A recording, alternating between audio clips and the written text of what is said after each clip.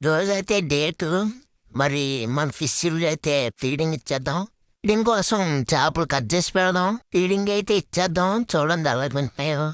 అస్సలు ఒక్కటి కూడా వదలకుండా తినేస్తాయి మాత్రం. మన పిరానాస్ అయితే చిన్న చేపలకైతే తింటాయో లేవో అని ట్రై చేసాం. మన చిన్న యాక్వేరియం అయితే పడిపోయింది కింద.